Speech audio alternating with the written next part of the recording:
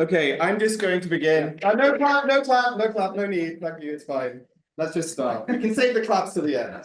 Thank you very much for the introduction, Joseph. Thank you also to Christine von Hodenberg for being here as a representative of the German Historical Institute, as a co-host for this event.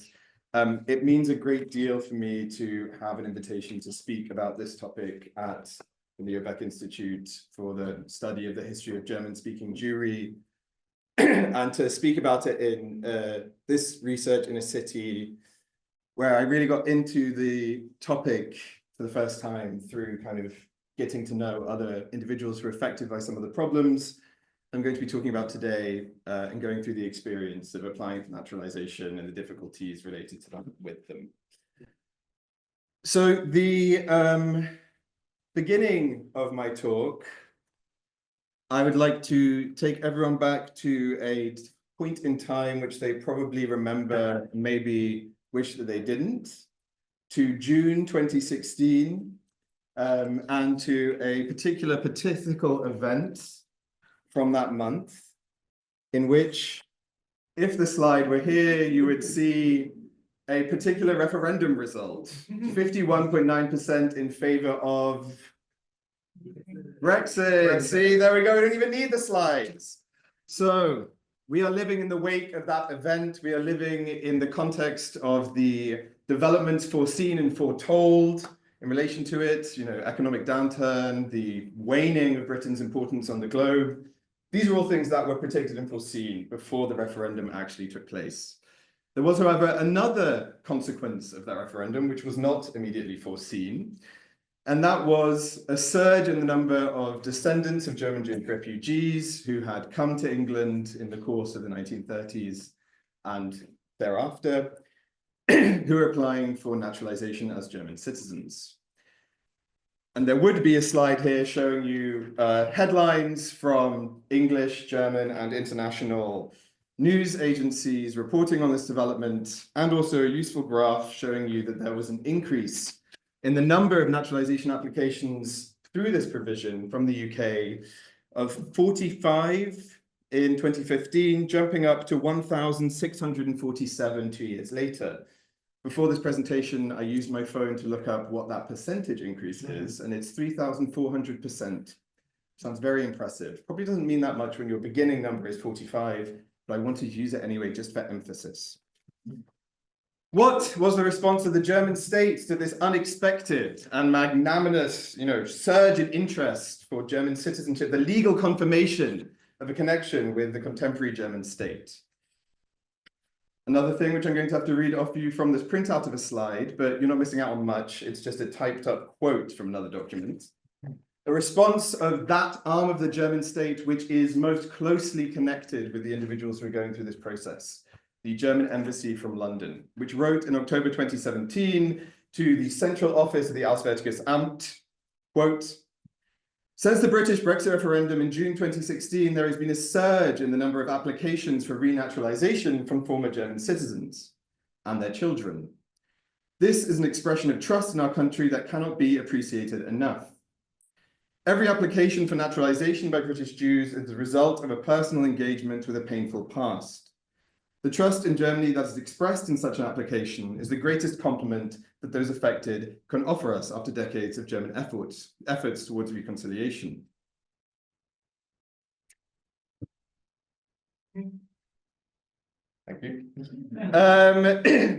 Now, this is, I think, an emotionally empathetic account of the emotionally difficult predicament which many descendants of German Jewish refugees found themselves when they undertook the project of considering whether to apply for naturalization as German citizens, and to make use of a right to naturalization which was granted to refugees and their descendants by the German Constitution. And what was this right to naturalization, if not a hand outstretched, an invitation, a gesture promising a welcome return to their ancestors' former homeland, offered in the spirit of reconciliation, which, as the report from the London Embassy said, the German state had been laboring towards for decades. But this report was not only a message of celebration. There was a danger awaiting. And the report goes on, I quote, There is a problem in what is perceived as the arbitrary exclusion of applicants who were born in wedlock before the 1st of April to a foreign father and a denaturalized mother, given that such applicants are denied a right to naturalization. It seems arbitrary when siblings in one and the same family are affected by a similar legacy of persecution, and a right to naturalization is granted to some siblings but denied to others. This arbitrary differentiation between descendants, the offering of a right to naturalization to some and the denial of that right to naturalization to others on grounds that seemed immaterial to what these descendants viewed as the grounds for the offer of naturalization in the first place, repair for an injury which had been done to their parents, their grandparents, an injury which consisted in attempted persecution, potential attempted murder of those individuals. Why was now the German state differentiating on the basis of whether their parents had been married at the time they were born, whether it was their mother who'd been expatriated instead of their father? This was something which the German embassy noted threatened to endanger that project of reconciliation towards which the German state had been working for so many decades. The German embassy ended its report with a series of recommendations. It recommended to the German authorities in Berlin that they explore the possibility of legislative change, and until they could change the law, explore sub-legal possibilities for granting eased access to German citizenship for those individuals affected. I'm sure that many in this room know this was a report sent in October 2017.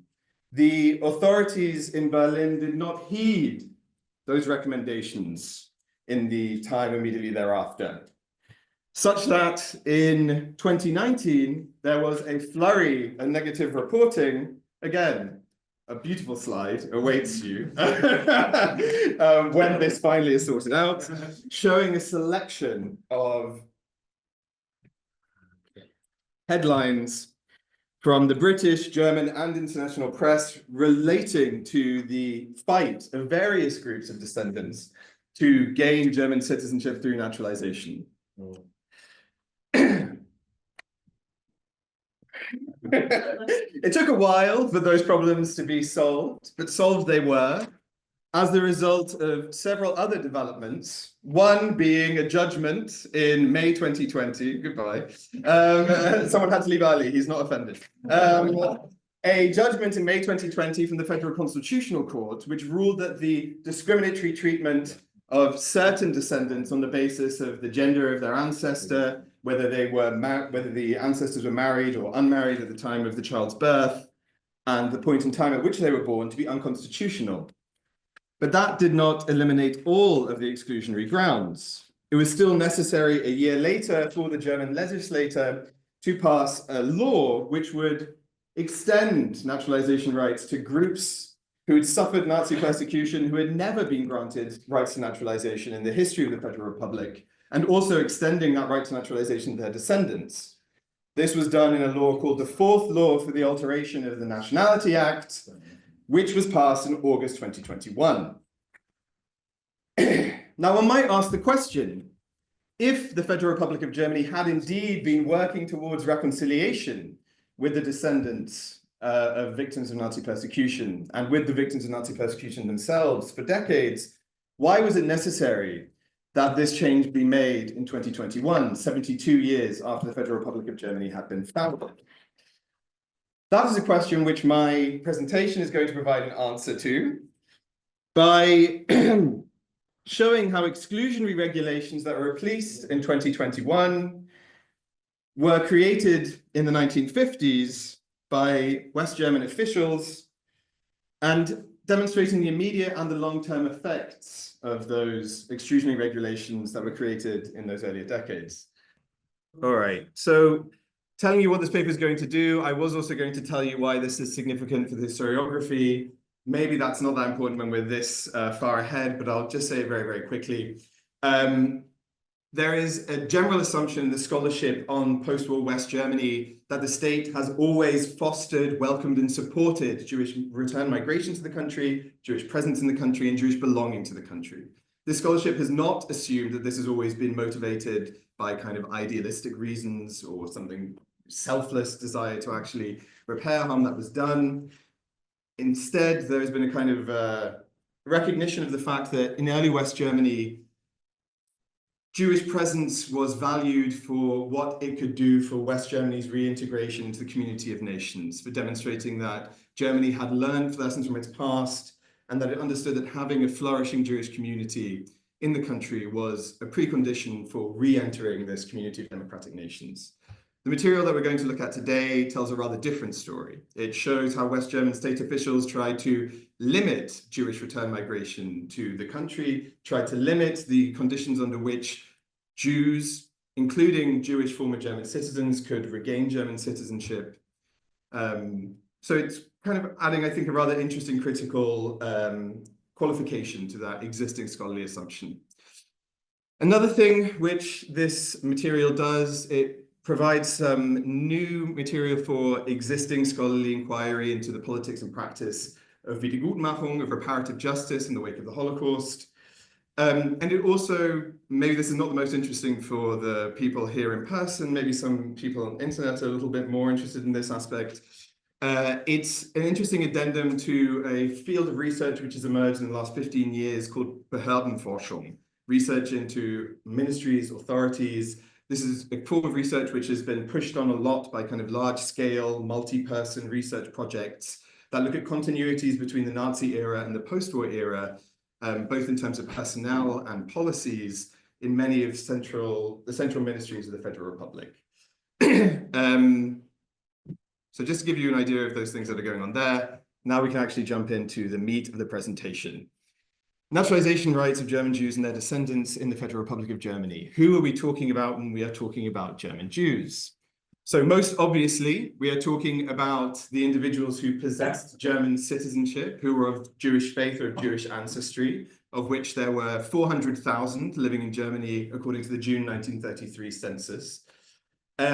We aren't only talking about the German citizens, the German citizens of Jewish ancestry and faith who live in the country at this time. There were also 100,000 Jewish residents of the German state in 1933 who did not have German citizenship, who were either foreign nationality or who were stateless. This did not mean that they were recent arrivals in the country. Around 40,000 of these 100,000 foreign or stateless Jews have been born in Germany. And this already kind of draws our attention to the fact that, well, one, Germany did not have jus soli in its nationality law until 2000, which means being born on German territory did not automatically confer German citizenship. And also, German naturalization practice in the imperial and Weimar periods was highly anti-Semitic, especially in relation to Jews from Eastern Europe. Normally, their naturalization would only be even considered after they lived in Germany for at least 15 years, if not a generation. So these are individuals who do not have German citizenship, but in many cases were born in Germany, had lived their entire lives in Germany, attended German schools, spoke German, identified as German, were German in everything but their legal status. So these are two groups that we should keep in mind when we think about German Jews and their relationship with the German state in this post-war period. But it doesn't end there. We also have to keep in mind the fact that there were also German-speaking communities, German minorities outside of the boundaries of the German state. So this is a map which shows you the red dots, all of the German-speaking minorities in Central and Eastern Europe, a map from 1931. And there were also kind of large German-speaking Jewish denominations within these German minorities. So to just give two famous examples, Franz Kafka was a member of the German-speaking Jewish community in Prague, in Czechoslovakia, and Paul Celan, a member of the German-speaking Jewish minority from the Bukowina, specifically from the kind of Jewish German intellectual and artistic Hochburg of Czernowitz. Now, what forms of citizenship-related discrimination did these various groups of German Jews suffer during the Second World War or under Nazi rule? The first affected the stateless and foreign Jews who lived in the territory of the German Reich, insofar as Nazi Germany, almost immediately after the seizure of power, introduced formalized racial requirements for naturalization. Anyone who was living in Germany who wanted to become a German citizen had to prove that they were of Aryan descent through something like what you... Oh, wait, it's jumped. Huh? I think some of the slides have been deleted from the presentation. Okay. All right. Well, believe me, 1933, they introduced formal requirements that you had to prove you're an Aryan citizen. What you should have seen would have been an Ahnentafel, which was a document with which individuals had to trace back their heritage several generations to prove that their ancestors were of Aryan descent. And if they could not do this, they would have to send in photographs of themselves so that those could be subjected to racial examination. And that was a formalized requirement for naturalization from 1933 onwards. Another form of citizenship-related discrimination, which followed that early introduction of the formalized requirement of Aryan descent, was a law that was passed in July 1933. This was the law on the revocation of naturalizations and the stripping of citizenship, a law which consisted of two parts. The first part allowed for naturalizations that had been performed between 1918 and 1933 to be revoked. This was immediately used intensively against Eastern European Jews, affecting around 21 to 28,000 Eastern European Jews who had been naturalized during the Weimar period. The second section of this law was a law about the punitive expatriation, the punitive stripping of German citizenship from individuals who had already left Germany and who were deemed to act against their duty of loyalty towards Volk und Reich. This was initially used against high-profile political opponents of the regime, and from 1937 onwards was used ever more increasingly against German Jews who had managed to leave Germany into safe emigration in other countries. One of the reasons this was used so much against those Jews who had already fled was the stripping of citizenship from those individuals allowed the German state to seize all of their property and assets which remained in the Reich.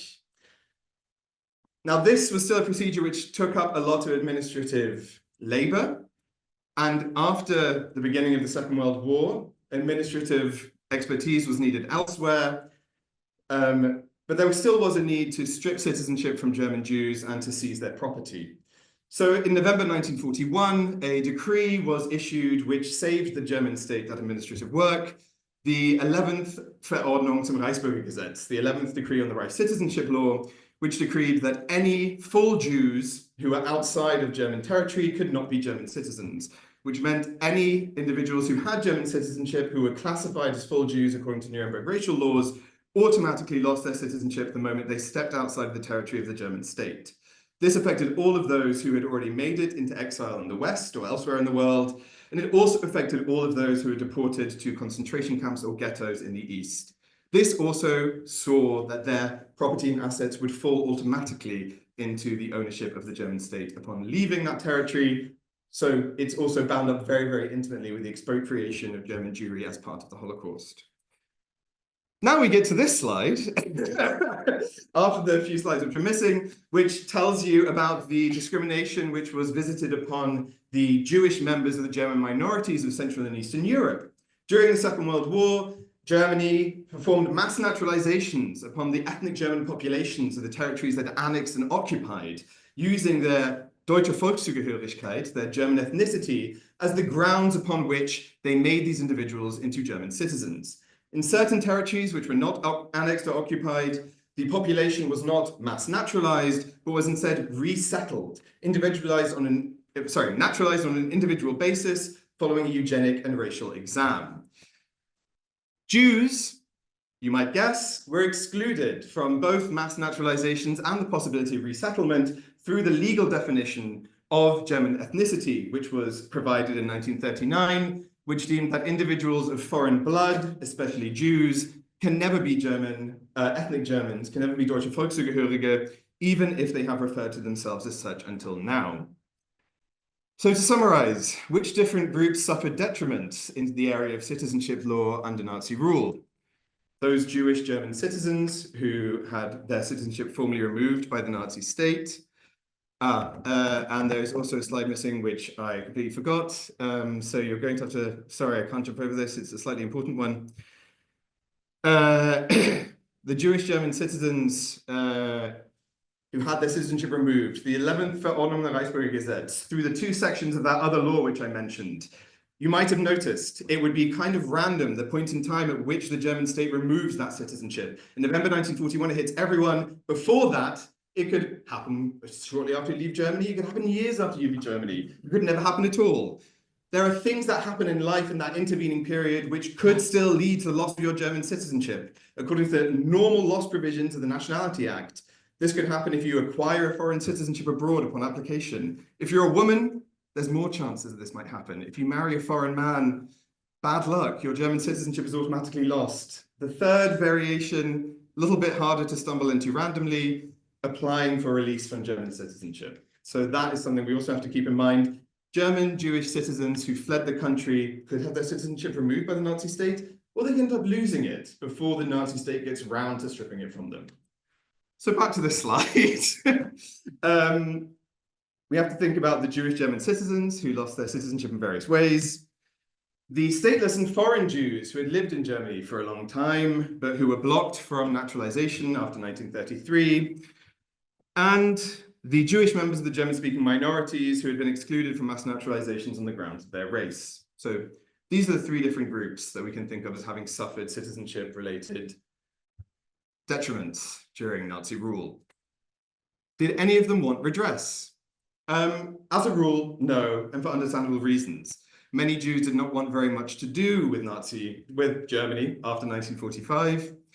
And this is especially true for those who had their citizenship removed and were now living in other countries. Many of them did not want to see that citizenship automatically revived. It would have brought big legal problems for them in their new countries of residence, and it also would have brought with it emotional difficulties, forcing them into a bond with a country which had, until just recently, tried to exterminate them and everyone like them, from the European continent.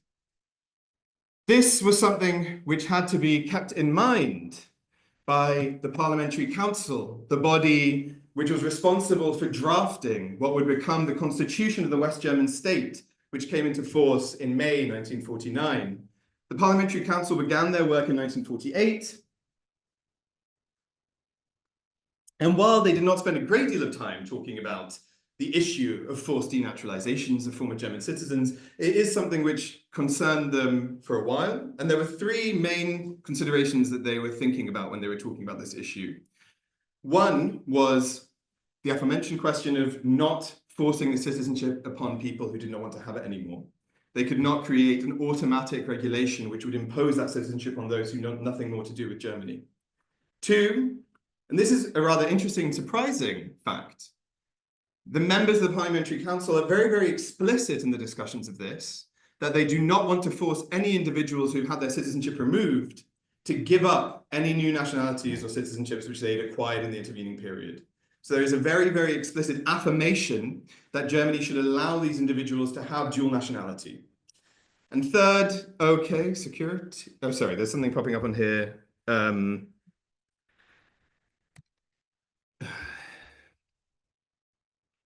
Yeah, sorry, there's something now on here which is stopping me from clicking. No, okay, great. All right, perfect. They also decide to include descendants. So I'm not going to read this to you because we're quite far along, but this is the article which has ended up being created. It says that individuals stripped of their citizenship for political, racial, or religious reasons in the Nazi period are to be renaturalized upon application, as are their descendants. What kind of legal provision is this? This is something that we in German call an Anspruchseinbürgerung, a right to naturalization. This means individuals who fulfill the requirements named in the provision have a legal right to the awarding of German citizenship upon application. This is different from how naturalizations normally function in Germany at this time. Most naturalizations at this time are Ermessenseinbürgerungen, discretionary naturalizations, where the state authorities have broad decision-making powers, they have broad discretionary leeway, and they will normally only naturalize if they determine the naturalization to be in the interest of the state. Why is that important? To show you why that is important, I want to show you the response of a local government official to the renaturalization application of a German Jew who did have a right through Article 116, paragraph 2 of the Basic Law. So this part of the Constitution which grants the right to renaturalization.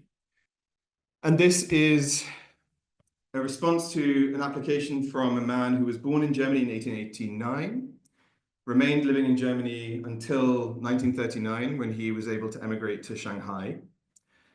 After he got to Shanghai, he was able to move to mandatory Palestine and was living there when the State of Israel was founded, so that he also automatically acquired Israeli citizenship. He decided, however, in 1952 that he wanted to return to the country of his birth to spend the final years of his life in a kind of setting and in a culture and around a language that was familiar to him. So he applied for renaturalization. Now, because he had a right through Article 116, paragraph 2, all the authorities really needed to do was establish that he had possessed German citizenship in the past and that he had been Jewish and therefore been subject to Nazi persecution on racial grounds. The local official who received this application, however, did not understand yet the difference between this provision and the ordinary discretionary naturalization provision, where the authorities would be able to raise objections of various kinds. We can see the kind of objection which is raised.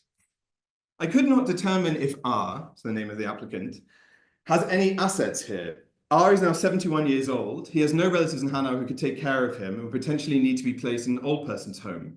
It is unclear how he wishes to financially support himself, so that he would likely, support himself. His current homeland receives reparation payments from the Federal Republic, so that he would likely have a secure existence in Palestine, whereas here he might become dependent upon public welfare. I cannot support his application. So I think this is a statement which speaks for itself. You don't need me to gloss it. It's enough for us to just say this statement from this official had no consequence for the applicant because he enjoyed the right to naturalization granted by the Constitution. I want to now show you an example from an individual who did not have that right and what the consequences were for him. That individual is a man who was born in Leipzig in 1925 as the son of a stateless Jewish mother and father, so that he also was stateless. He left the country along with his parents in 1934. They fled to France, and after the Nazis occupied France, they went into hiding in the south of the country. One of the applicant's brothers was caught by the German authorities, deported to Auschwitz and murdered, but the rest of the family members were able to survive. After the end of the war, the rest of the family went back to Germany quite quickly, to Frankfurt am Main. The applicant in question here followed shortly thereafter, but he entered Germany without legal permission to migrate. And he was living initially in Frankfurt am Main without registering with the local police.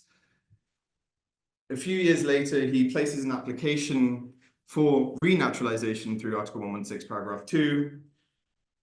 And it takes a while before the authorities figure out that he had not actually possessed German citizenship previously, which meant he had never had his citizenship removed. He didn't enjoy the constitutional right to renaturalization. And this is the response of the state authority once this is realized. The above named who has applied for renaturalization through Article 116, paragraph 2, is living illegally in Frankfurt am Main without registering with the police. We are adding him to our wanted list to establish his current location. As soon as he is found, we intend to deport him as a burdensome foreigner.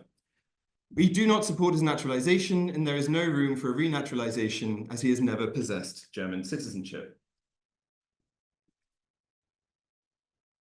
So, an example of the not so warm welcome which awaited some of the German Jews who decided to return to the country of their origin and their youth, when they did not enjoy the legal protection offered by the constitutional right to naturalization.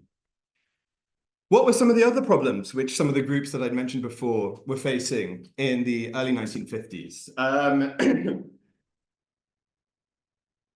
Be very quick with this. So the former German citizens who had lost their citizenship through the ordinary loss provisions of the Nationality Act before the Nazis had got around to taking their citizenship away, there was very, very quickly an established line that these people should not be granted a naturalization right through the Constitution. Some states went even further and said that those individuals whose citizenship had been removed by the Nazis, who had naturalized elsewhere after 1949, should also be denied a right to naturalization. As for the Jewish members of the German ethnic minorities in Central and Eastern Europe, No one recognized them as having become German citizens, and there are reports that these individuals were also being denied permission to enter the country, let alone naturalize as German citizens in the early 1950s. What part of the German government would have been responsible for providing a solution to these problems if we did actually perceive them to be problems? That would have been the Federal Ministry of the Interior, the Bundesministerium des Innern, or as I will be referring to it in an abbreviation, the BME. So I'm not talking randomly about body mass index at this point in the presentation. It means this building you see here. So this ministry was one of the authorities which has been subject to these large research projects which kind of quantify how many of its leading officials were somehow implicated in the Nazi project. And we have a wonderful graph which shows you at least some of that in quantitative terms. 54% of all of the leading officials in this ministry between 1949 and 1970 have been members of the NSDAP, the Nazi party, while around 27% had been members of the SA and 6% had been members of the SS. I have to say, this is from 1949 to 1970. The stuff that I'm going to be talking about in the rest of this presentation mostly happens from 1950 to 1960. The percentages there are even higher. Now, reconstructing what the stance of the Federal Ministry of the Interior was in relation to these Jewish German citizenship law issues is made difficult by a few things. One is the loss of key sets of files. So all of the files from the ministry, more or less all of the files from the ministry for the interpretation and application of Article 116, paragraph 2 of the Constitution for the years 1950 to 1976 have been lost or destroyed. They weren't always lost or destroyed. 14 volumes had been consulted in 1976, as we can see from this bibliography of a study published in that year.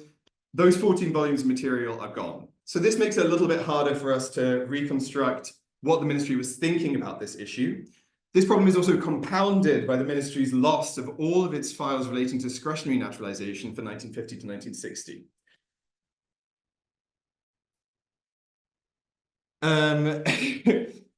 Yeah, I'm going to jump in to just talk about what we can reconstruct on the basis of the documents that are there, and what were the actions of the individuals in the ministry who were responsible for making decisions in relating to citizenship law policy. So one of the people who's important in this regard is this man. What is this? Oh, we can just move this a bit. So that you can see Dr. Werner Füßlein, who served as the head of the Subdepartment for Public Law, which is this subdepartment that you see here before you on this organigram. Werner Füßlein had joined the NSDAP in 1933 and had gone on to be a member of several other Nazi organizations. If we look at documents from the Nazi period in which he was kind of assessed by his employers, we find often the judgment that he was a National Socialist of conviction. He was able to convince others of the validity of the National Socialist worldview. He was, however, in the post-war period, able to secure a categorization as unbelastet, so unburdened by an association with National Socialism, largely because his father had been a priest in the Protestant church, and he was able to mobilize a large number of priests as character witnesses who supported him in his claims of having always openly opposed National Socialism. So he's one important figure here, so far as he's in charge of the subdepartment in which citizenship law issues are dealt with. Another important figure is this woman, Anna Dlugosz, born 1903 in Oppeln, so in Silesia, in one of the territories which is lost to Poland after the Second World War. She joins the Department for Citizenship Law in 1950 and ends up becoming the head of that department in 1953. She's one of the only women to lead a department like this, a referat, in a West German federal ministry in the 1950s, and definitely one of the only ones who leads such a referat which has nothing to do with women's issues. Normally, women are placed in control of women's referata in the federal ministries at this time. And there's another individual who's important for this story. That's a man for whom we have no photograph, a man called Fritz Samuel Fiegel, who was born in Berlin around the turn of the century and worked as a judge at Berlin courts until he was removed from his post due to his Jewish ancestry in 1933.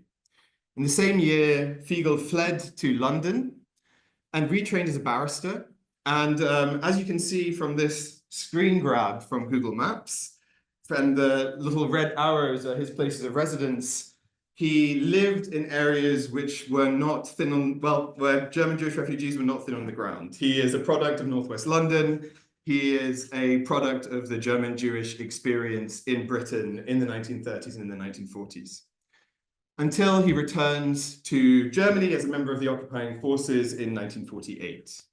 4 years later, he's recruited to act as a Referent für allgemeine Wiedergutmachung, a director of the Department for General Wiedergutmachung in the Department for Staatsrecht, in the Department for Public Law. So this is really a very, very interesting position. Normally, Wiedergutmachung in these ministries at this time is understood mostly in the kind of frame of financial compensation. There is a department for Wiedergutmachung in this ministry at this time, which deals only with financial compensation for professional damages and setbacks suffered by civil servants. This role is very different. This role is related to the coordination of Wiedergutmachung understood in a very broad way across different policy areas. He's charged with the task of overlooking anything which could touch upon the question of Wiedergutmachung throughout the different parts of this ministry. And he is also the kind of entry point for Jewish complaints and Jewish demands relating to citizenship in the 1950s. In 1954, he's contacted by a Jewish welfare organization which draws his attention to some of the problems faced by German Jews in citizenship law, which I described to you before. So specifically, the fact that Jewish former German citizens who had acquired a foreign citizenship before being expatriated, that they're being denied the right to renaturalize. The treatment of the Jewish Germans from Danzig who are trying to enter the country and whose applications for permission to enter are being denied. Those are the problems which he's informed of. And he writes immediately to Ernst Lugosz, his colleague who is responsible for citizenship law issues, and asks her to take these issues into account, to address them in an upcoming bill that she's working on, which is going to deal with some open questions relating to citizenship law in the wake of the Second World War. And in his letter to his colleague, he makes an impassioned claim that this is an area where real Wiedergutmachung, real repair is possible, right? Citizenship as that form of legal practice in which the state recognizes belonging and membership in the polity, in the political community. The restoring this is somewhere when we can perform real Wiedergutmachung as opposed to mere compensation. What is the response which he receives from his colleagues to this claim? This is the only response that he receives, and I'm using receive very broadly. This is an annotation scribbled on the side of the page to the left of what you see here. The brown pencil that was used marks that this was a scribble by Werner Füßlein, his superior in the department. Why did Werner Füßlein have it? Ernst Lugosz, when she received this letter, did not respond to it herself, merely showed it to her boss, and then the two of them decided together to not respond to their colleague. And this was the path which they continued to take in the following months, when Fiegel sent renewed letters repeating his demand that the Jewish complaints be addressed, repeating his demand to be involved formally in the legislative process to represent those Jewish interests. All he receives is silence. And this only changes, sorry, that's okay. I'll speed up. This only changes several months later as the result of an intervention by Jeanette Wolf, a Jewish member of the Bundestag, a Holocaust survivor, an MP for the Social Democrats from Berlin, and up until this very day, the only Jewish woman who has been a member of the Parliament of the Federal Republic of Germany. The intervention which Jeanette Wolf brings is to put forward the Jewish demands, which Fiegel had received in February 1954, which he had shared with his colleagues several times in the following months.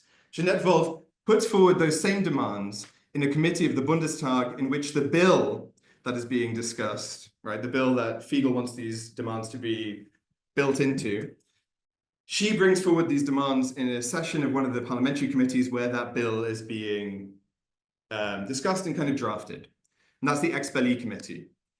And the members of that committee passed a resolution demanding that the Federal Ministry of the Interior engage with those demands, that it produce provisions which would set those demands into law, and that those provisions can then later be kind of the subject of further parliamentary deliberation.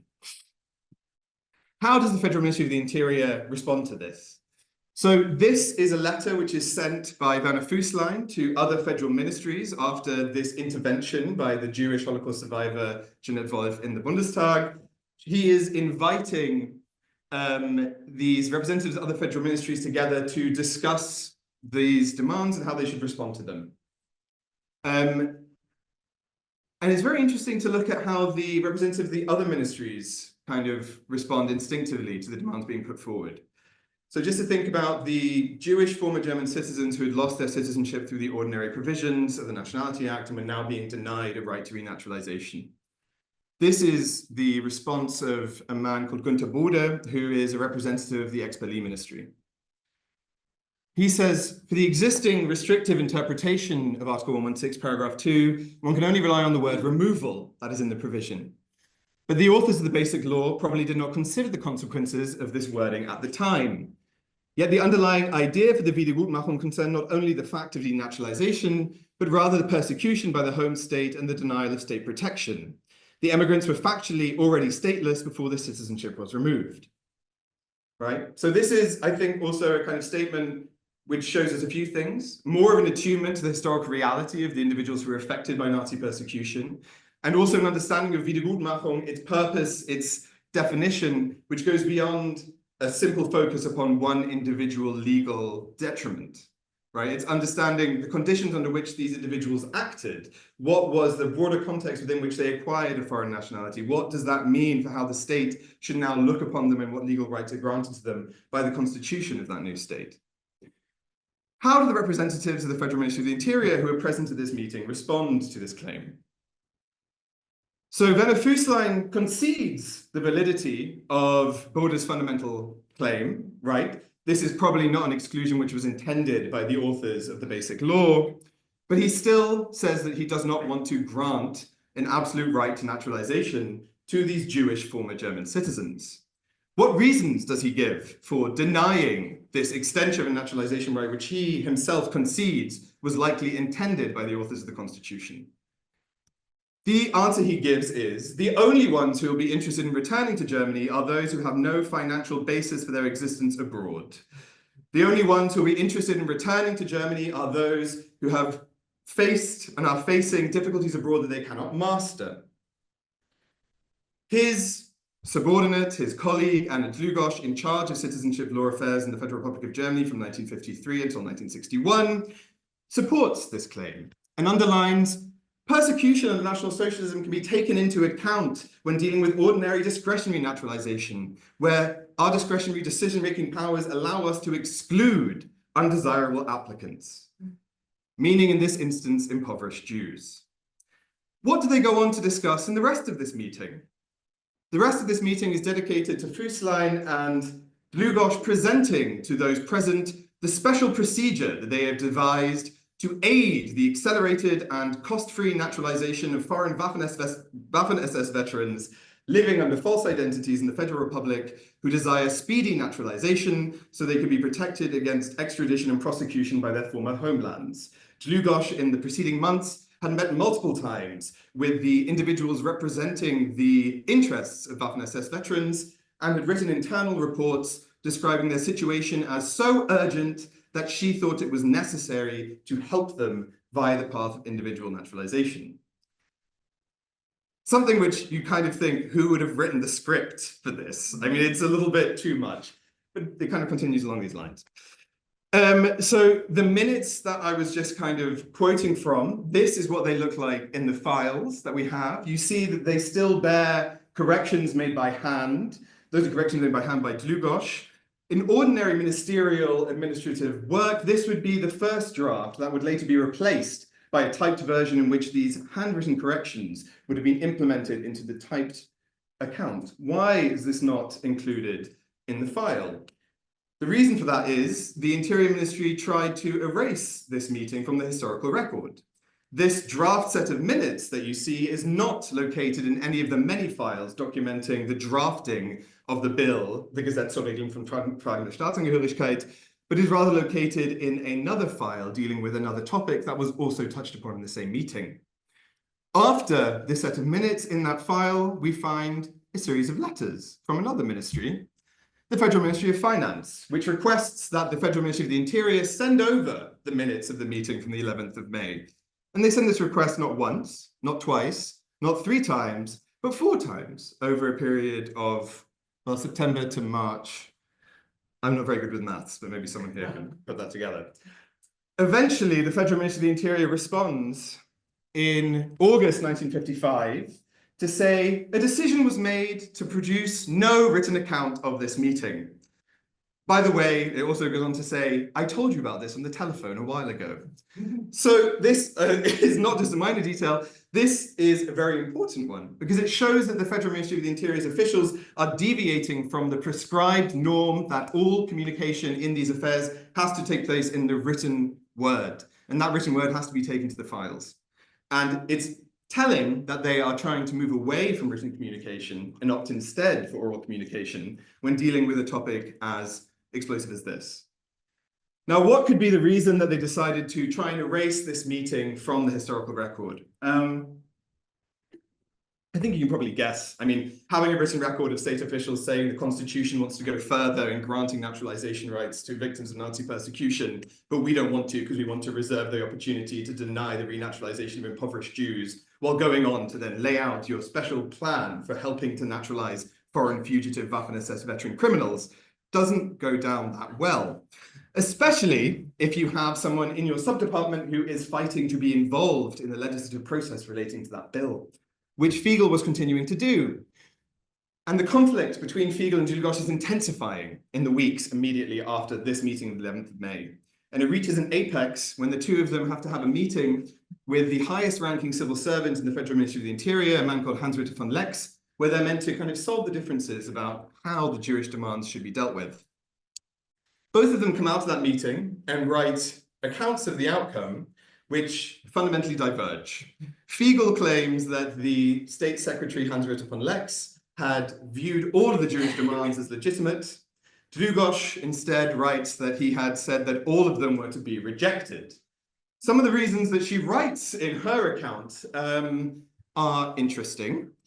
For example, she claims that Hans-Ritter von Lex rejected the idea that the Jewish ethnic Germans of Central and Eastern Europe had been excluded from mass naturalizations on racial grounds. He rejected the idea they should be granted a right to naturalization because these Jewish immigrants may have identified as Germans before their emigration, but they probably did not act like Germans. Also sie haben sich wohl nicht wie deutsche Volkszugehörige geriert haben during their emigration and in the years after the collapse, Zusammenbruch, meaning the breakdown of the German state. Now, this conflict between the two, they try to find a resolution. Hans-Ritter von Lex is written to and he's asked, could you, tell us which one of the two accounts is correct? They seem quite different. He responds 3 weeks later to say, I don't know, I can't remember everything that happens in this building. And before he can kind of jog his memory, a rather tragic solution to this conflict produces itself when Fritz Fiegel suffers a stroke and dies the following day. After his death, his department his Referat is moved out of the Subdepartment for Public Law and is moved into the Department for Wiedergutmachung, into the department which deals merely with financial compensation for professional damages suffered as a result of Nazi persecution, and it is left unmanned for at least 1.5 years, 2 years. One of the consequences of this is all of Fiegel's own files have been lost or destroyed. There is no record of any of his own activity in the ministry, any of his own activity as the director of the Referat für allgemeine Wiedergutmachung.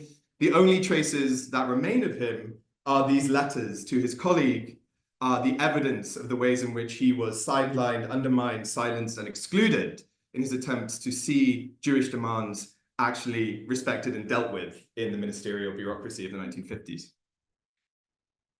After that death, the section that he had, the place that he had in the Department of Public Law, section 1B5, is transformed into Referat for Naturalizations. So a new department that will decide on discretionary naturalizations to kind of lessen the workload of Anna Dlugosch, who is now only going to be dealing with fundamental questions of citizenship law.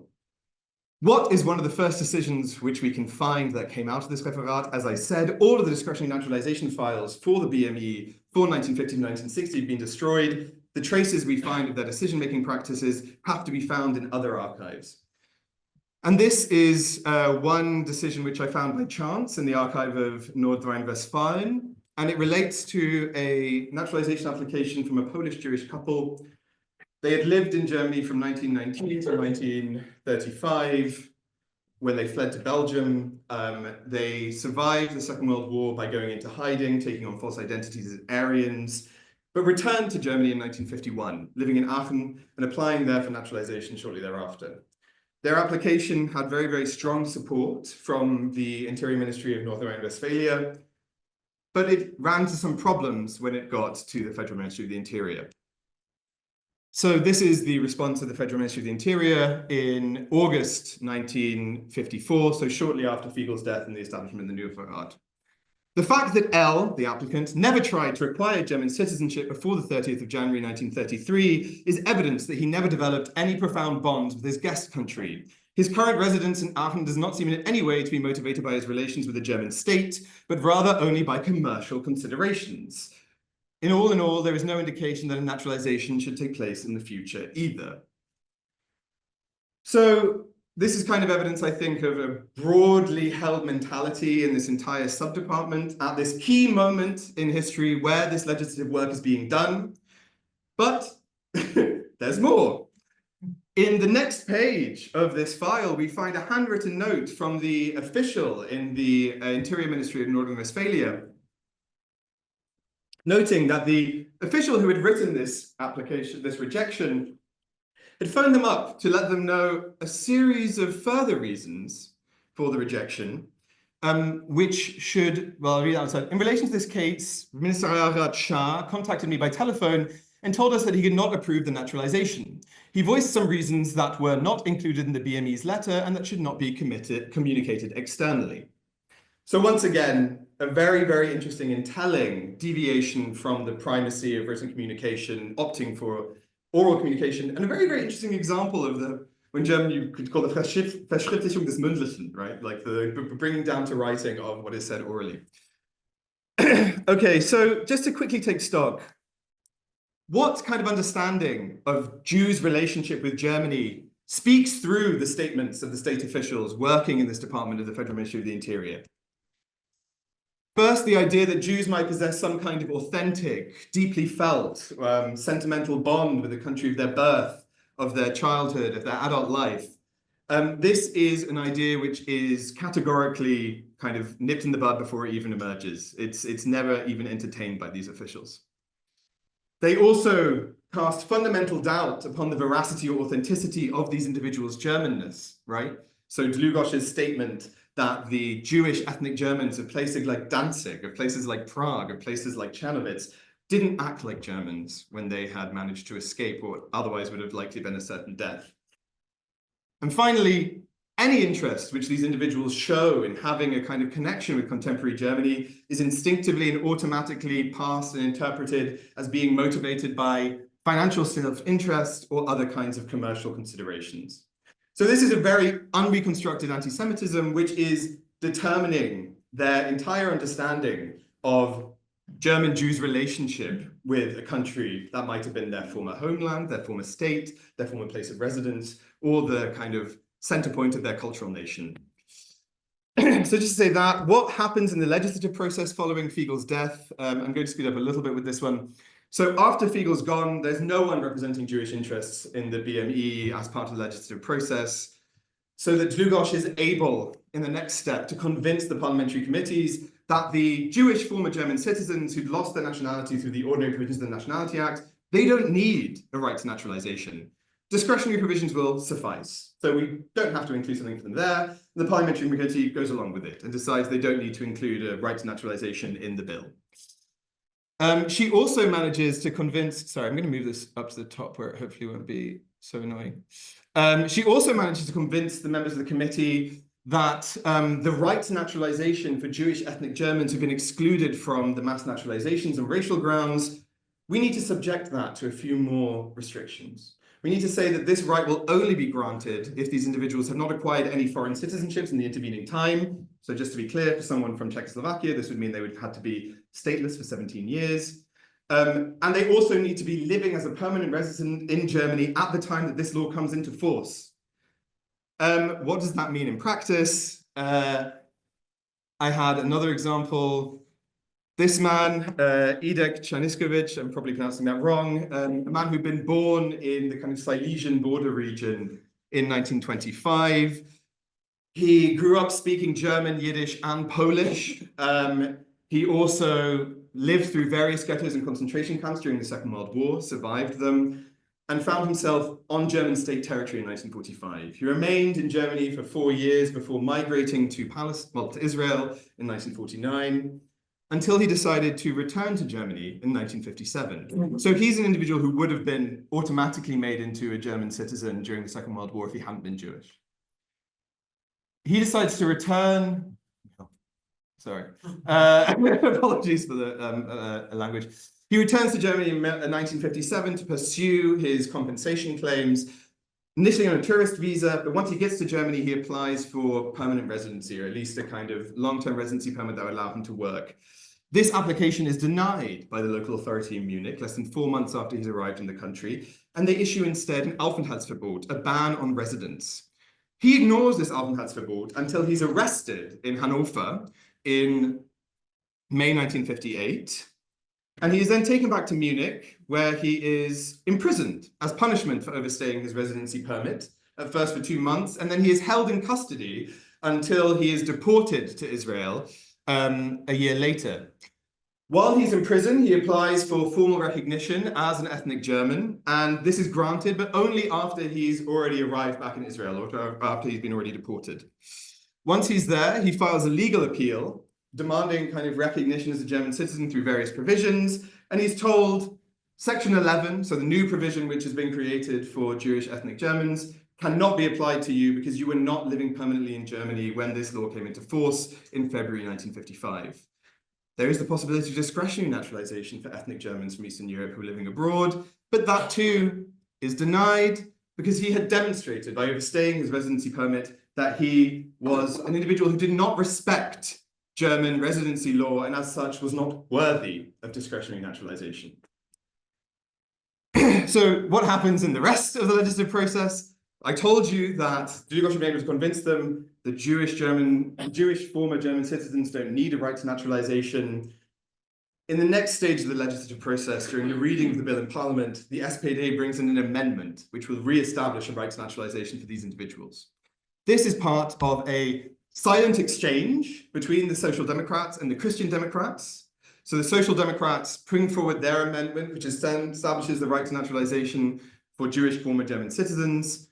And this is kind of bought, the support of the CDU, the Christian Democrats, is bought by the SPD, agreeing not to oppose the CDU's attempt to create a right to naturalization for ethnic German Waffen-SS veterans on the basis of their Waffen-SS service. So the right to naturalization for Jewish former German citizens has to be bought in 1954 through acquiescence to granting a right to naturalization on the basis of Waffen-SS service, including to individuals who had served as guards in concentration camps, put forward by the Christian Democrats, so they can enjoy their pension rights abroad.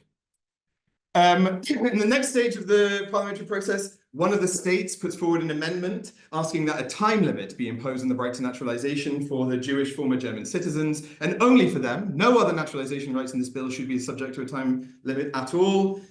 It also turns out this move by Rhineland-Pfalz had been demanded by Anna Dlugosch in a phone call to the ministry. Again, the evidence of this phone call is only found in the archival holdings of other ministries. This phone call, according to the archival documents of the Federal Ministry of the Interior, never took place. So again, evidence of the use of oral communication as a way of trying to kind of undercut these Jewish demands. What happens in the next step? I think we can skip over this bit. So What do we have then after 1955 when this new bill has been created? A time-limited naturalization right for Jewish former citizens ends at the end of 1956, and a naturalization right for Jewish ethnic Germans, which is so restricted that almost nobody can use it. Towards the end of 1956, the same Jewish organization which had put forward the first demands contacts the Federal Ministry of the Interior again and says, a few things aren't working here. Could you make a few changes? Essentially make the right to naturalization for Jewish ethnic Germans usable by removing the strange restrictions, remove the time limit which existed for the Jewish former German citizens, and also grant a naturalization right to their descendants, thereby bringing it into line with Article 116, paragraph 2, which included descendants in its granting of rights. The response of the Federal Ministry of the Interior is interesting. So first, Dlugosch writes in response, no, this isn't necessary because no one's really interested in these provisions. There have been so few applications for naturalization through Section 11 and Section 12 that I think the number of people who'd be interested in the changes you're asking for is too small to justify changing the law. This is the response of the Federal Ministry of the Interior to the Jewish organization. Now, in their internal assessment of the Jewish demand, there's something slightly different being said. Namely, the number of applicants through Section 11 might be this low because the provision requires that individuals must have been permanent residents in Germany at the time that the law came into force, and hardly any grants of permission to enter and move to the country would have been granted before that time. So really, here we see the kind of perfidious argumentation of the Federal Ministry of the Interior, an internal documentation accepting that the low numbers are the result of the restrictive way in which they had purposely formulated that provision to make it unusable, and then in public responses to Jewish organizations, citing those very same low numbers as evidence that there's so little interest in this provision that there's no need to actually legally extend it. A further request which this Jewish organization made, which I forgot to mention, was the establishment of a right to naturalization for those Jewish residents of Germany who'd lived there before 1933, who did not have German citizenship, who'd been stateless or had been foreign. Remember, 40,000 individuals were born in Germany and living in Germany in 1933 who did not have German citizenship. And the Interior Ministry responds straight away that this is completely out of the realm of possibilities. You know, these individuals had never been German citizens, and we can't grant them kind of a Wiedergutmachungsrecht simply on the basis that they might have become Germans at some point in the future.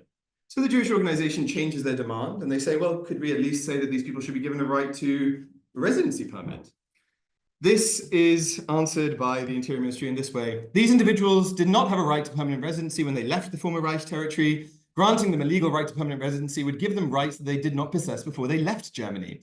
Such an improvement of their standing goes far beyond the idea that underlines Wiedergutmachung. So once again, a very different understanding of Wiedergutmachung here than that which had been kind of put forward by some other actors in this ministerial kind of battle in the 1950s. Sadly, this is the understanding of Wiedergutmachung which ends up being dominant in relation to questions of citizenship and residency law in the 1950s. Once the Federal Ministry of the Interior rejects all these demands this way, the Jewish organization says, okay, we're going to bystep you, we're going to go straight to the members of parliament, and we're going to focus on the one thing we think we can get, which is removing the time limit for the renaturalization of former German Jewish citizens and asking that this right also be granted to their descendants. And the members of parliament respond a lot more positively to this than the Federal Ministry of the Interior does. When this happens, alarm bells ring in the Federal Ministry of the Interior, especially at the idea that the descendants of these individuals should be granted a right to naturalization, which is not bound by any time limit at all. These two demands taken together would mean Wiedergutmachung for eternity. A right to naturalization for children and children's children without a temporal limit. Now, one could, I'm giving you a very dramatic reading, but I think this also aligns with the millenarian prospects being sketched out by this state official. One could describe it in much more sober terms. One could describe this as merely an equalization of this provision with its constitutional pendant, with Article 116, paragraph 2 of the Basic Law, which grants a temporally unlimited right to naturalization to victims of Nazi persecution and their descendants. why would the constitutional ministry of the federal government, right? The BME is also responsible, I forgot to say that earlier, for overseeing all government activity and making sure it is in line with the constitution. Why would the constitutional ministry of the federal government have such an issue with equalizing provision with the existing constitutional pendant? To answer that question, it's useful to know that the government or the Federal Ministry of the Interior had already for 2 years been looking for ways to introduce a time limit to the constitutional article itself, tasking an expert commission of individuals working on citizenship law questions with one of the 10 questions these experts were given was, can we introduce a time limit for the basic law itself? Can we say that after 10 years, maybe these individuals shouldn't have a right to renaturalization anymore? So that just gives you a kind of thinking that's going on here. The Federal Ministry of the Interior isn't able to bring through this limitation on the federal, on the basic law.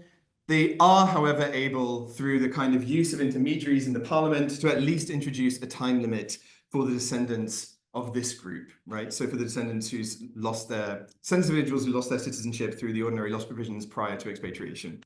For those individuals, their right to renaturalization is only going to exist until the end of 1970. After 1970, they no longer have a right to naturalization. Those descendants, the descendants through Article 16, paragraph 2, continue to enjoy that right. Okay, what's this? Right. So just to say what happens after 1960, this is the last example of an intervention by any Jewish organization that I've been able to find demanding an alteration of the legal situation relating to the citizenship rights of German Jews and their descendants. I have to qualify that by saying we do have the issue of all of the files of the Federal Ministry of the Interior from 1950 to 1976 relating to 116 paragraph 2 having been lost or destroyed. And also I've been denied access to any of the files of the Central Council of Jews in Germany. So I can't look in their own files for whether they did that. But this is something that I've generally seen. There's no contestation of this from Jewish organizations after this point in time until the late 2010s. We do, some good news, finally. We do see an improvement in the 1960s in terms of the Federal Ministry of the Interior's responses to discretionary naturalization applications from different Jewish individuals. The kind of really blatant anti-Semitism that we found in some of the examples I showed you before does not occur again after the 1960s. Oh God, we're really over. Essentially, okay, I'm going to jump forward a little bit. We're not going to talk about the gender of descendants, but I am going to say what happens then with this weird, like, you have to leave to go to Jew. Yeah. Okay, sorry. What happens now with this kind of really strange differential apportioning of rights between 116 paragraph 2 cases and the descendants of those who lost their citizenship prior to being expatriated? Right, the Constitution, there's no time limit at all, but for the other group, their naturalization right disappeared after 1970. This ends up becoming a problem in the 1980s because the children of those individuals, the ones who had a naturalization right until 1970, start applying for naturalization. They start putting in legal appeals. These are mostly people from Israel. And most of them are concentrated in Berlin for reasons which I won't explain. By the late 1980s, by the late 1980s, the Berlin courts have started developing a line of kind of jurisprudence, a line of ruling, which tries to grant these individuals also a right to naturalization through the Constitution, and does this through two main arguments. One of those arguments relates to the idea that the Palestinian mandate citizenship, which the parents of these individuals acquired before being expatriated, was not a full citizenship, so its acquisition did not automatically lead to the loss of German citizenship. That's one argument. Another argument is German Jews who acquired a foreign citizenship in the context of Nazi persecution never did this voluntarily. They were acting in a historical context in which that acquisition was forced, coerced by external circumstances. And as such, it should not be seen as having automatically led to the loss of German nationality. What is the response of the Federal Ministry of the Interior in the late 1980s, the early 1990s, a period on which Joseph Cronin is an expert pointing towards him, a period in which the German state, the newly unified German state, is encouraging Jewish migration from the Soviet Union, former Soviet Union, to repopulate Germany's Jewish communities. What is the response which the Federal Ministry of the Interior brings at this moment? One cannot claim that acquisitions of foreign citizenships in the context of Nazi persecution were always coerced or forced. It is far more appropriate to assume that the conscious rejection or turning away from the persecuting state involved, in most cases, a voluntary turn towards the Palestinian state, a freiwillige Hinwendung, in which those individuals had to place all their hopes at the time. That's not all. The Federal Ministry of the Interior goes on to accuse the courts of trying to undermine the intentions of the legislator who had created differential rights for differential groups of descendants. For what reason? Wiedergutmachung in citizenship law was purposely constructed in the way that I've described to you in this presentation, in a way that addressed the individual groups in line with the intensity of their respective fates of persecution. This complex of regulations cannot be broken by extensive interpretation. This would undermine Section 12 of the Staatsangehörigkeitsregelungsgesetz, making it applicable in only a small number of cases for which such a legal regulation would not be necessary. Now, as I think is clear, the differential apportioning of naturalization rights with different timelines to different descendant groups was not the result of a studied examination of the differing intensities of persecution suffered by these various groups. This was the result of attempts by anti-Semitic former Nazis to try and minimize the possibilities of German Jewish return to the German state, premised on the assumption that German Jews would only ever want to return to their country to act as financial parasites, that they were never really Germans, that their Germanness was always to be questioned and in question. What the Federal Ministry of the Interior did here in 1990, and again 3 years later, in an identical response to a similar judgment from the Berlin Administrative Court, was to engage in an act of fantasy, creating a different justification for this discriminatory treatment than the one that the ministry would have been able itself to reconstruct if it had simply taken the time to look at the files which were either in its own possession or simply down the road in the Federal Archives in Koblenz. So I'm going to stop there. This has been going on for a really long time. Yeah, anyway, if anyone has any questions.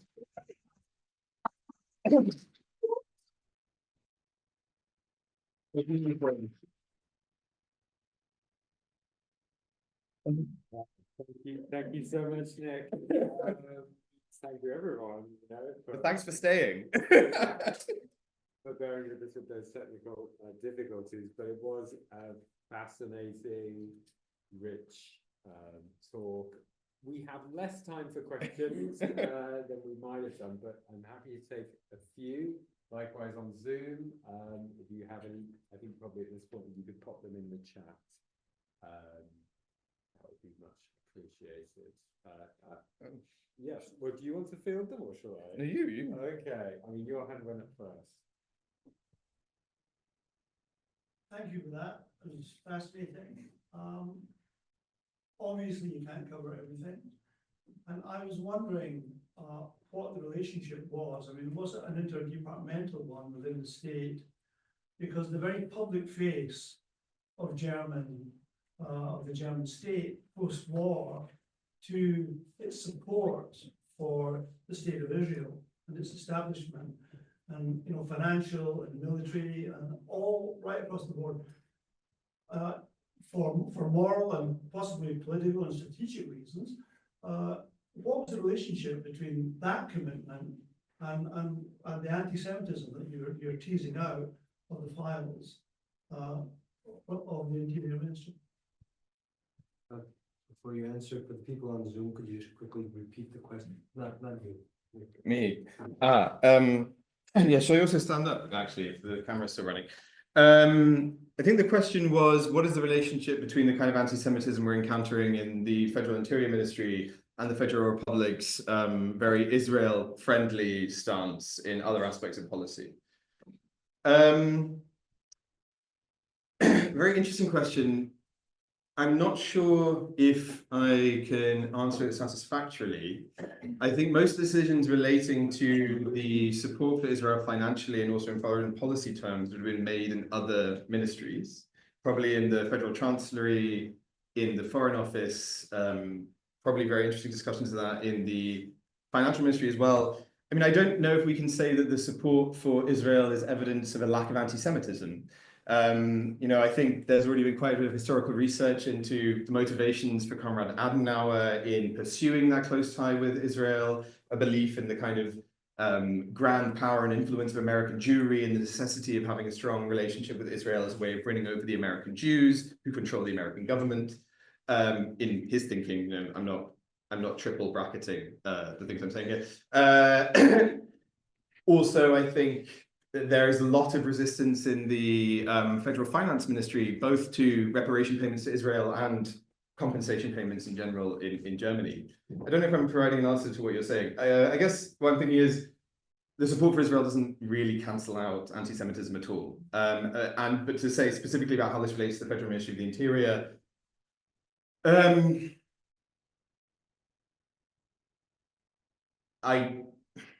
you do see the evocation of the idea that one has to maintain good relationships with Israel in the late 1950s emerging as a reason for denying naturalization applications of Israelis who've migrated to Germany. But I don't know whether that's something which they're kind of just citing as a reason which is meant to cover up other anti-Semitic ressentiments. I would actually say this moment of 1954, where we see kind of lots of these horrible things happening, I wasn't able to talk about it very much, but there's another thing which is going on in the same subdepartment at the same time, which is in response to Israelis returning to Germany, who'd been displaced persons in Germany for a long time. They'd gone to Israel and they return around Christmas 1953. And that sets off a huge amount of anxiety in the Federal Ministry of the Interior, attempts to block Israeli entry to the Federal Republic. So the Federal Ministry of the Interior, the subdepartment, institutes a new discriminatory visa apportioning regulation, which makes it more difficult for Israelis to get entry visas to the Federal Republic than any other nationality in the entire world from 53 till 63. There's actually anti-Israeli, anti-Jewish sentiment in that ministry at the same time. Yeah, sorry, that went off on a different. I don't know if that answers your question. Kind of, why not? Okay. Yes, you had a question. Thank you. Yes, thanks for that, Nicholas. Was there at any point before the Article 116 was being passed into legislation, was it at any point that anyone sort of challenged the BMI for essentially not adhering to the Constitution, since it was a constitutional right? So the Constitution came into force before the Federal Ministry of the Interior existed. What would they have challenged them on? So they could have challenged them on this interpretation which said individuals who acquire foreign citizenship after 1949 no longer have the right through 116 paragraph 2, but they wouldn't have challenged the Federal Ministry of the Interior directly, because the Federal Ministry of the Interior was only making decisions of approval of rejection in relation to discretionary naturalizations. So Anspruchseinbürgerungen were decided upon rejection or acceptance by the lender. So if they had rejected, it would have been any legal appeal would have had to go through the state level and couldn't happen immediately on the level of the Federal Ministry of the Interior, even though they kind of coordinate and set policy in those areas. Does that answer the question? Yeah. I forgot to repeat the question. The question was whether anyone had challenged Article 116 paragraphs 2 interpretation and application in the Federal Ministry of the Interior. Any questions on Zoom? Maybe it's just not been typed out yet. Okay. We'll take another one from the room then. Thank you so much. That was fascinating. My question is whether jus sanguinis and especially sort of Nazi thinking around Volk and Volksgehörigkeit is sort of the subtext or is sort of in these answers that you've been studying in the ministerial letters? So the question was whether ideas about jus sanguinis and understandings of kind of German identity as being grounded in blood is the subtext to much of these kinds of pieces of correspondence and decisions. First to answer that, I think I would know jus sanguinis, understood in a kind of formal legal sense, doesn't have the same kind of substantive understanding of blood that the National Socialists charged it with after 1933. So the Nationality Act, which had been enforced from 1913, did enshrine jus sanguinis as the sole principle through which German citizenship was acquired at birth.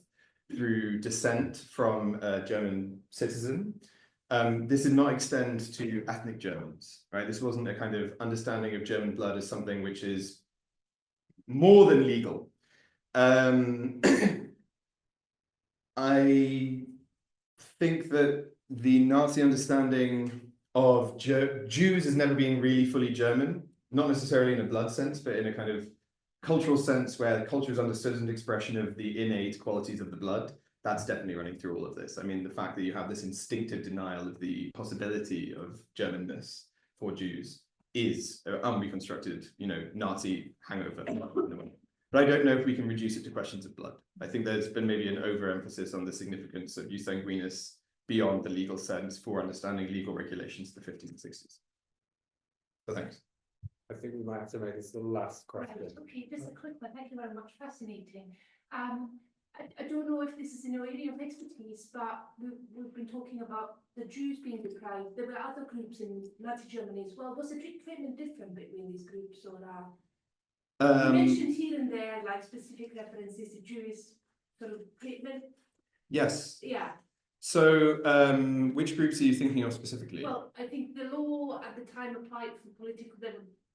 Yes. Okay. Yeah. Yes. Yes. So I focused on the Jewish cases here also because the Jewish cases in the kind of Nazi expansive population policy end up having this significance. These provisions would have all applied also to victims of political persecution who had their citizenship removed or lost it. And actually, that's a very, very important problem for the Federal Ministry of the Interior. And one of the reasons why they try and resist extending the right of naturalization to former German citizens who lost their citizenship before it being removed, because they say social democrats went to other countries and they naturalized abroad. And there's Ortsgruppen. They have established new political parties abroad and they want to return with all of them in tow. That's a reason which they internally mention. At some point, they even try and put forward a formulation of what becomes Section 12, right? Where they say only racially persecuted individuals. They don't want any political persecutees. They don't want any religious persecutees. And this is, I mean, the Federal Ministry of the Interior is also rabidly anti-communist, rabidly anti-social democrat in this period. And that's something which I wasn't able to talk about here, but that's a really central aspect of their resistance to. Thanks for the question. Did I forget to state the question again? I think I probably got it. Okay, I'll answer it, yeah. Got it, yeah. Okay, it was the last one. Over to you.